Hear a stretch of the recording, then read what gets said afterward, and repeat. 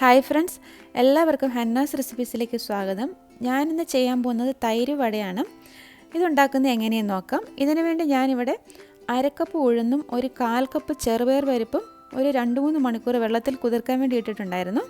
ഇതിനെ നല്ലതുപോലെ ഒന്ന് കഴുകിയിട്ട് നമുക്കൊന്ന് അരച്ചെടുക്കണം. ഈ വടയിൽ ചേർക്കാനുള്ള പച്ചമുളകും ഇഞ്ചിയും അതുപോലെ തന്നെ ചെറിയ ഉള്ളിയെല്ലാം ഞാൻ ഈ മിക്സിയുടെ ജാറിലോട്ട് ഇട്ടിട്ട് ഇതിൻ്റെ കൂടെ തന്നെ ഒന്ന് അരച്ചെടുക്കുവാണ്. എളുപ്പത്തിന് വേണ്ടിയാണ് ഞാൻ ഇങ്ങനെ ചെയ്യുന്നത്. വേണമെങ്കിൽ നിങ്ങൾക്ക് നമ്മൾ ഇത് അരച്ച് കഴിഞ്ഞിട്ട് അതിലോട്ട് അരിഞ്ഞ് ചേർത്താലും മതി. പച്ചമുളകൊക്കെ ഓരോരുത്തർ അവരവരുടെ എരിവിന് ആവശ്യത്തിന് ചേർത്ത് കൊടുത്താൽ മതി. ഇപ്പം ഞാനിത് നന്നായിട്ട് അരച്ചെടുത്തിട്ടുണ്ട്. ഒരല്പം വെള്ളം ഒഴിച്ചിട്ടാണ് ഞാനിത് അരച്ചെടുത്തത്. എന്നാലും വെള്ളം ഒരുപാട് കൂടിപ്പോകരുത്. അതിനി പാത്രത്തിലേക്കൊന്ന് ഒഴിച്ചു കൊടുക്കാം.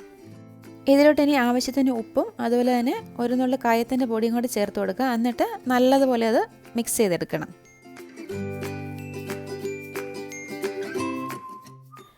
ഇതിപ്പം വളരെ കുറച്ച് അളവിൽ മാത്രമാണ് ഞാനിത് ഉണ്ടാക്കുന്നത്. ഇനി ഈ വടയെല്ലാം ഒന്ന് പൊരിച്ചെടുക്കണം. ഇപ്പോൾ എണ്ണ നല്ലതുപോലെ ചൂടായിട്ടുണ്ട്.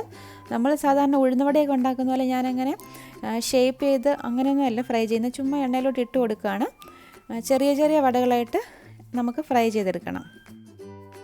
ഈ വട ഒരുപാട് മൂപ്പിക്കേണ്ട ആവശ്യമില്ല. നമ്മൾ ഉഴുന്ന വടയൊക്കെ ഉണ്ടാക്കുന്ന പോലെ ഒത്തിരി അത് ക്രിസ്പി ആവേണ്ട ആവശ്യമൊന്നുമില്ല. ഇതുപോലെ എല്ലാ വടയും നമുക്ക് ഫ്രൈ ചെയ്തെടുക്കാം.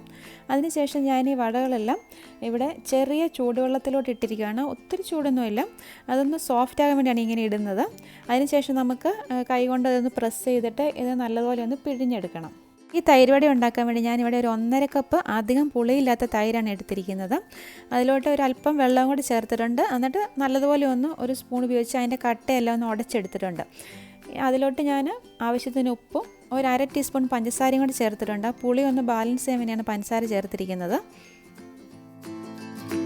ഇനി ഇതിലോട്ട് ഒരു ഫ്ലേവറിന് വേണ്ടി ഒരു 1/2 ടീസ്പൂൺ ചെറിയ ജീരകത്തിൻ്റെ പൊടിയാണ് ചേർത്ത് കൊടുക്കുന്നത്. ഇപ്പോൾ ഇതില്ലെങ്കിൽ വേണമെങ്കിൽ നമുക്ക് ചാട്ട് മസാല വേണമെങ്കിലും ചേർത്ത് കൊടുക്കാവുന്നതാണ്. എന്നിട്ട് നന്നായിട്ടൊന്ന് ഇളക്കി യോജിപ്പിക്കാം. ഇനി ഈ തൈരിലോട്ട് അല്പം എരിവിന് വേണ്ടി ഒരു 3-4 പച്ചമുളക് ഒന്ന് വട്ടത്തിൽ അരിഞ്ഞതും കുറച്ച് മല്ലിയില അരിഞ്ഞതും കൂടെ ചേർത്ത് കൊടുക്കാം. ഇപ്പം നേരത്തെ വെള്ളത്തിലിട്ട് വെച്ചിരുന്ന വടയെല്ലാം ഞാൻ നല്ലതുപോലെ കൈകൊണ്ടൊന്ന് പ്രസ് ചെയ്ത് അതിൻ്റെ വെള്ളമെല്ലാം കളഞ്ഞിവിടെ എടുത്ത് വെച്ചിട്ടുണ്ട്. ഇനി ഇതിലോട്ട് തൈര് ചേർത്ത് കൊടുക്കാം. നല്ല തണുപ്പുള്ള തൈരാണ് ഞാൻ ഇതിലോട്ട് ചേർത്ത് കൊടുക്കുന്നത്.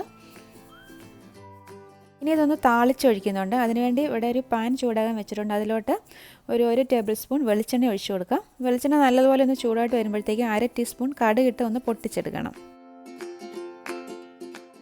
ഇനി ഇതിലോട്ട് ഒരു വറ്റൽമുളക് ഒന്ന് കീറിയതും പിന്നെ കുറച്ച് കറിവേപ്പിലയും കൂടി ചേർത്ത് കൊടുക്കാം. എന്നിട്ട് അതൊന്ന് മൂപ്പിച്ചിട്ട് നമ്മൾ നേരത്തെ റെഡിയാക്കി വെച്ചിരിക്കുന്ന തൈര് വടയിലോട്ട് ചേർത്ത് കൊടുക്കാം. അങ്ങനെ നമ്മുടെ നല്ല ടേസ്റ്റി ആയിട്ടുള്ള തൈര് വട അല്ലെങ്കിൽ ദഹി വട ഇവിടെ റെഡി ആയിട്ടുണ്ട്. ഇഫ്താർ സമയത്തൊക്കെ ഉപയോഗിക്കാൻ പറ്റിയ നല്ലൊരു ഡിഷാണിത്. ഇതിൻ്റെ വീഡിയോ നിങ്ങൾക്ക് ഇഷ്ടമായെന്ന് വിചാരിക്കുന്നു.